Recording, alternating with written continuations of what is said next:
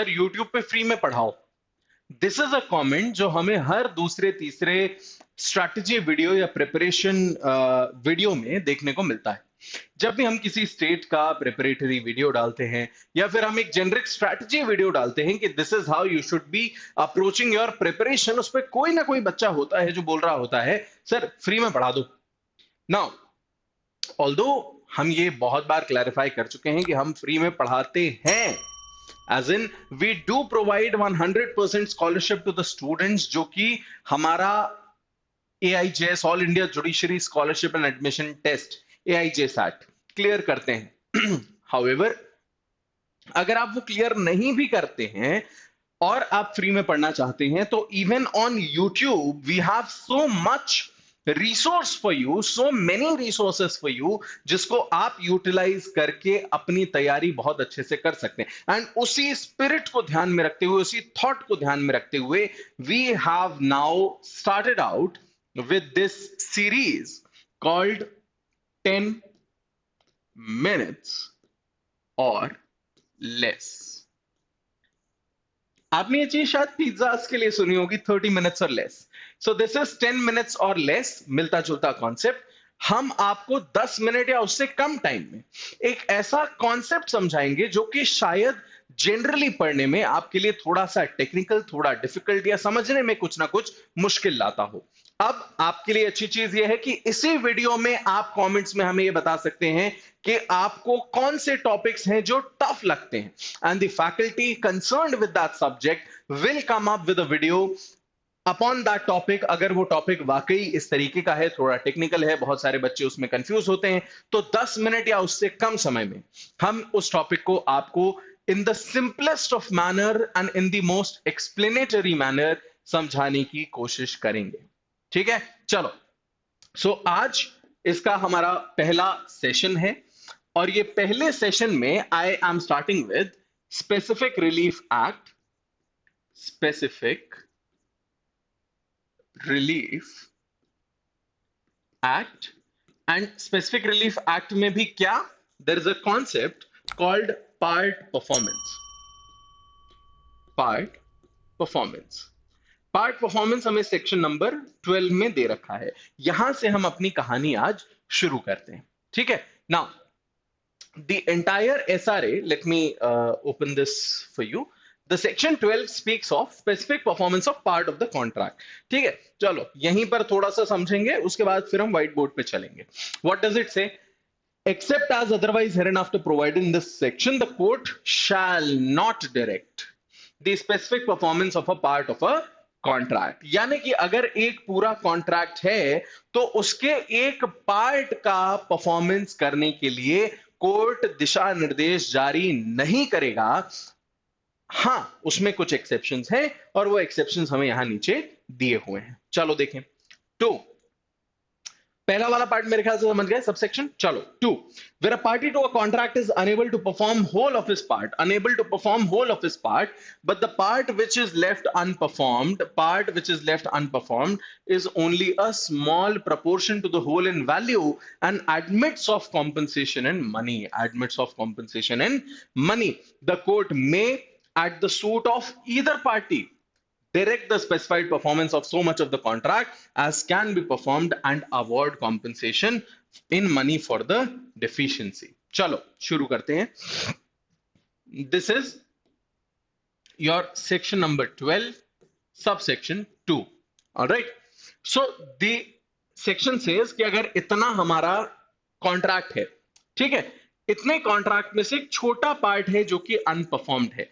Let's say यहां पर बात हो रही है 100 kgs ऑफ एप्पल्स की।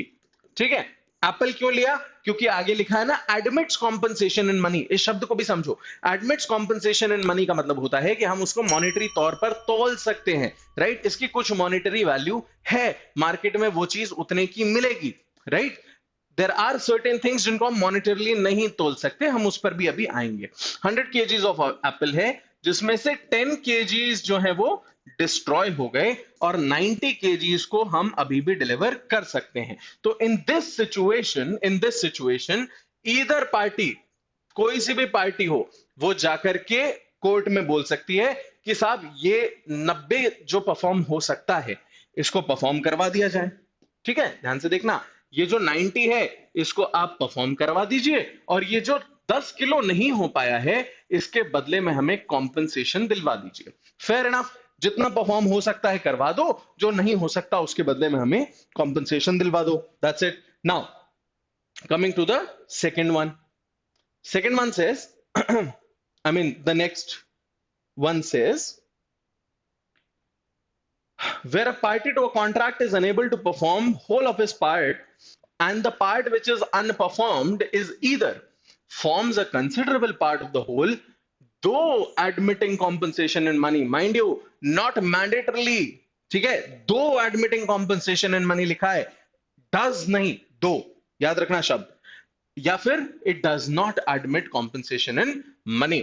He is not entitled to obtain specific performance, but the court may, at the suit of the other party, direct the party in default to perform specifically so much of the part as he can perform, if the other party, in case falling under clause A, pays or has paid the agreed consideration for the whole, reduced by the consideration of the part which is unperformed, and in case falling under clause B, pays or has paid the consideration for the whole without any abatement, and in either case he relinquishes all claims to the performance of the remaining part. चलो आओ इसको देखते हैं क्या कहना चाह रहा है। ये हम दो परिस्थितियां यहां पर देखेंगे, राइट।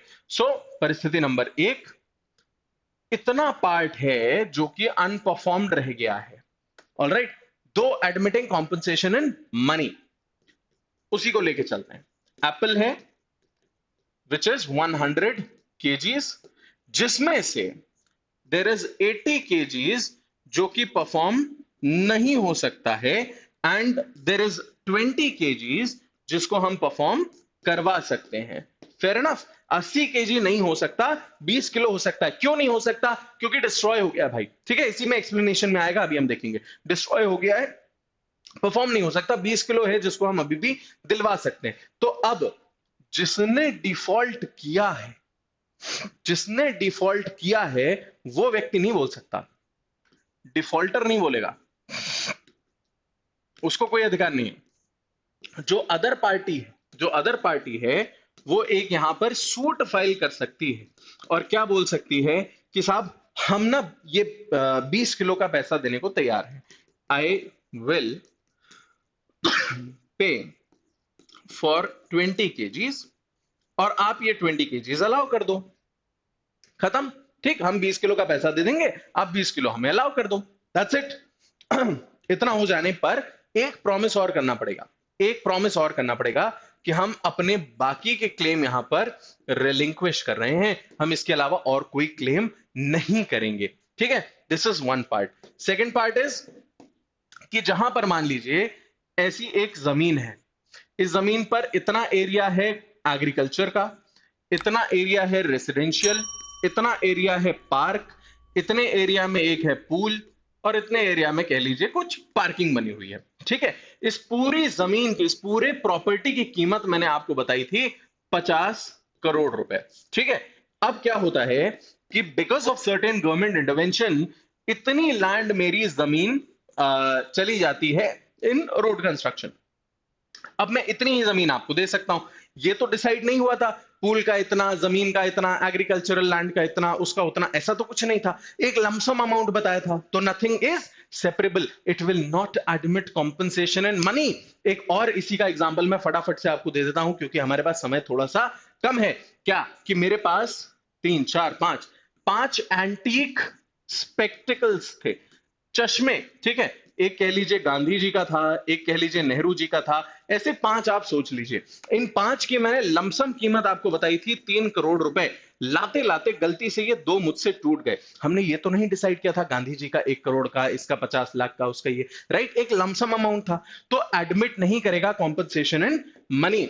नाउ क्योंकि एडमिट नहीं करेगा, यहां पर कोर्ट का ये कहना है कि इफ द अदर पार्टी, देखो अभी भी आपके पास अधिकार है पूरे कॉन्ट्रैक्ट को खत्म कर देने का, पर फिर भी अगर आप जिद करते हो कि नहीं हमें तो इसका स्पेसिफिक परफॉर्मेंस ही चाहिए, तो यही पूरा का पूरा 50 करोड़, यही पूरा का पूरा 3 crore, you will pay the entire amount, and जो बचा खुचा है वो लेकर के आप संतुष्ट हो जाएंगे। यानी कि यहाँ 3 चश्मे का आप 3 करोड़ देंगे, इस बची हुई जमीन का आप 50 करोड़ देंगे, एंड हम इसको अलाउ करवा देंगे। पर यहां पर भी वही रेलिंक्विशमेंट का आपको प्रॉमिस करना पड़ेगा कि हम कोई और अपना राइट इस पर क्लेम नहीं करने वाले। Now coming to the last segment of this topic, that is, when a part of the contract is taken by itself cannot be specifically enforced, stand on a separate and independent footing from another part of the same contract which cannot or ought not to be specifically enforced, the court may direct specific performance of the former part. It's a very simple provision. Let's say मेरा एक contract है, उस contract में हमने दो चीजें कही। हमने कहा भाई हमें एप्पल्स भी देने हैं और हमें ऑरेंजेस भी देने हैं। एप्पल्स हैं 100 रुपए केजी, या 100 केजीज हैं, 100 रुपए केजी नहीं, ऑरेंजेस हैं हमारे 200 रुपए केजी। ठीक है, इन ईदर केस क्या होता है, ऑरेंजेस में आग लग जाती है and now I can not perform this part. क्योंकि इनकी सेपरेट इंडिपेंडेंट फुटिंग है तो ये एप्पल वाला पार्ट विल बी परफॉर्म्ड, इसमें कोई भी दिक्कत नहीं आनी चाहिए। And last, for the purpose of this section a party to the contract shall be deemed unable if a portion of subject matter existing at the date of the contract has ceased to exist. अगर वो subject matter अब exist नहीं करता है तो हम ये मानेंगे कि वो व्यक्ति परफॉर्म करने की स्थिति में नहीं है। That's it. That is your part performance under section 12 of the specific relief act. जितना सिंप्लीफाई हो सकता था उतना सिंप्लीफाई मैंने आपके लिए कर दिया है। आपको और कौन कौन से टॉपिक्स चाहिए हमें एक बार कमेंट्स में जरूर बताइएगा। अभी से मैं बता दूं कुछ थॉट्स तो हमारे पास हैं ऑलरेडी जो हम लेकर के आएंगे, बट अगर आपके पास कुछ और विचार भी हो तो हमें बिल्कुल बताइएगा। Subscribe to this channel, share it with all your friends, भले ही वो लॉ स्कूल में क्यों ना हो, उनके भी ये कॉन्सेप्ट्स काम आने वाले हैं। प्रेस द बेल आइकन ताकि आपको इन नए वीडियोस की और आपके सुझाए गए टॉपिक्स पर वीडियोस जो बन रहे हैं उनकी अपडेट्स मिलती रहें। Do like this video and let us know how you find this effort of hours. Thank you so much, have a good day.